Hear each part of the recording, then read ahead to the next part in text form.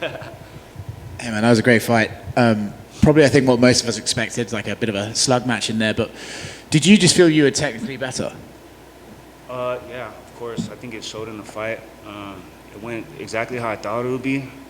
Going in there, I felt like we both had equally as much power. He's a strong dude. He was able to take me down.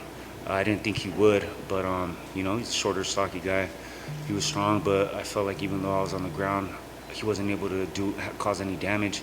I was able to control the position, and second time he took me down, I was able to get back up real quick. But on the feet, I was a faster, more technical guy, and he let me work at my range.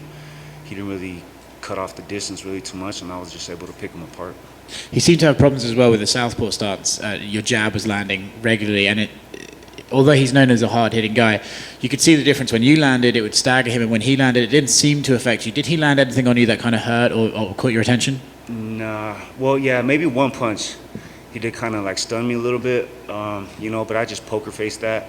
And yeah, like you said, when I would hit him, I could see his whole demeanor change, and as the fight went on, it's just, I don't know, he just kind of died down.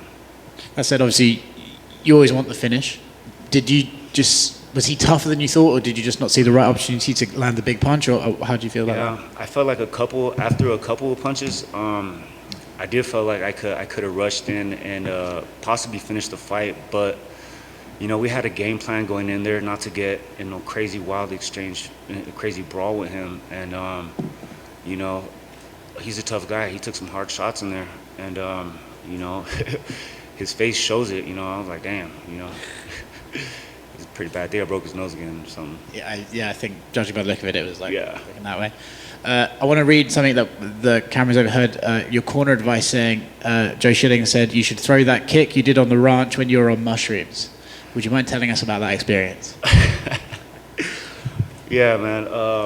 He was referring to a heel kick, which we've been practicing a lot this fight camp. One thing I didn't mention before in the previous interview when I was here is that about a month ago I tore my pec muscle, and my pec literally it detached from the bone. So that was kind of the reason why I came out to Las Vegas and spent so much time at UFC PI. Shout out to them, to everybody at UFC PI who helped me, rehabilitate my injury. And they wanted me to get surgery. I just refused it, and I felt like this was an opportunity. I was willing to go out there with a torn chest muscle, but I took care of it. They took care of it, and it all worked out, man. It's crazy. Do you think you need surgery on it, or just more mushrooms? Probably more mushrooms. No, they wanted me to get a surgery, and but as soon as they told me I would be out like about 6 months, it was just not an option at the time, And about a week ago, we did like an ultrasound, and all kinds of scar tissue had already filled up in there, and I was good to go. So that being said, do you still want to take a little bit of time off, let it heal up a bit more, or are you just prepared to get back in there the moment they call you? Nah, man, I'm like Wolverine. I heal up quick, I'll be ready to get in there as soon as they need me, man. Like I said before, I don't mind being that guy that the UFC could turn to for short notice fights. Fights before this, they were all short notice, and I put on a great show, but this time around with the full fight camp, I feel like I did great, and I fought a big name opponent, and I just completely outclassed him like I said I would. You said big name opponent, so do you want another one? Is there a guy in mind? Yeah, whoever wants it, man. Y'all just saw me. Whoever wants these hands could get it. Nice, man. Good work. Just a quick one. I know you mentioned the game plan a little bit earlier, but I thought you did a really good job of mixing in the kicks as well as the hands as well. Was that something specifically for him that you saw that with his style that would work out well? Is that something with just the way that you fight? Because they were very strong kicks as well. Is that something that you just wanted to work in as well? Yeah, like I said, I had to focus on other things while my chest muscle was healing, because I couldn't throw punches, I couldn't do certain things. I couldn't throw my jab from this side, so I was focusing a lot more on kicks and just other aspects of my game, just trying to work around the injury. And you know, yeah, the kicks they just came out naturally for me. You know, he wasn't checking them. So I just kept throwing them, and you know, after a kick, he would leave himself open. So I was able to land a couple of little quick punches to you know, kind of just keep him guessing. You know, I originally wasn't planning on throwing as many kicks because I didn't want to risk, you know, him trying to take me down. Because like I said, he's a strong dude, and you know, I've seen him take down other opponents, and he was able to take me down. But you know, I just felt I'm equally as strong, you know, and you know, I have better technique in a way, in a sense, as far as jiu-jitsu goes. Yeah, man, it just all worked out. Are you surprised he maybe didn't adjust to your jab a little bit more so? It seemed like he was just kind of walking straight into it, like you were having your way, that even when you were walking back, you were kind of able to throw that jab and still land multiple ones square on his nose. Yeah, I'm gonna be real. My main technique, my main strengths will be boxing, you know, and from you can see in all my fights, my jab, you know, and even in training, you know, my jab is just my main weapon. So does it feel a little, now that the pec's healing up a little bit, does it feel like you're back to getting closer back to full strength now that that's coming back?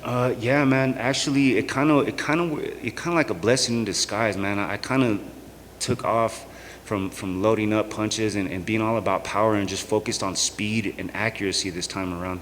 So I couldn't hit with power during training camp this time, you know. So I was able to. I mean, I could hit the double end bag, speed bag, and just work on my speed and accuracy this time, and it just worked out. It kind of like a blessing in disguise, you know. Well, I know we always hear that fighters always sort of have like a lingering injury, you know, as their career goes on. This sounds like this was a little bit more than just a lingering injury. So what's the perfect number of fights a year for you that you could kind of take some time off and make sure the body heals in between? What's the perfect number of fights for you each year? Man, I'm just trying to keep it going. You know, I don't really have the luxury of you know, taking time off. You know, I'm 34 years old. I haven't been doing this that long, you know, but I feel like I'm in my prime, and it's just time. It's just go time for me right now. I feel like I need to get as many fights as possible, which you know, I don't mind taking short notice fights. You know, the UFC could count on me to come out and be ready. You know, yeah, man, it's go time for me. And last for me, the commentary team sort of touched on the fact of how MMA has helped bring you up from where you were before. So in terms of just how your overall quality of life and everything, how much has this sport and the UFC meant for you to get you to where you are today? Yeah, man, mixed martial arts changed my life even before the UFC, you know, completely changed my life. You know, I went from just like some little thug street fighter from Los Angeles, you know, always in and out of jail and stuff like that, you know, until the point where, you know, I started caring about something other than, you know, the streets. So the UFC really, I mean, mixed martial arts in general just helped me grow as a man. And, you know, it gave me something to focus on. It gave me hope, you know, for a better life, for my family, for my kids. And you know, I'm all in at this point. You know, I'm in the UFC now. I made something out of nothing. And that's why, like, it's go time for me. I have no hesitation to fight any of these dudes. And you know, I'm here to stay. And I think your story makes a great one for a possible role model for a lot of kids and for a lot of people coming up.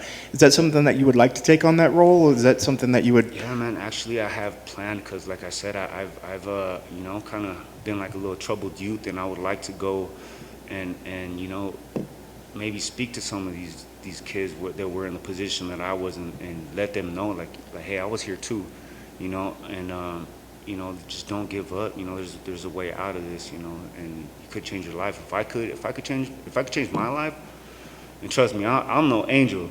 You know, if I could change my life and my ways, then anybody can. You know.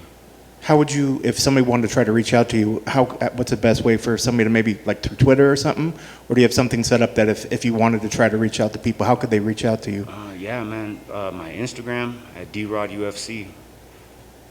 Very cool. Thank you very much. Congrats on the win. Thank you.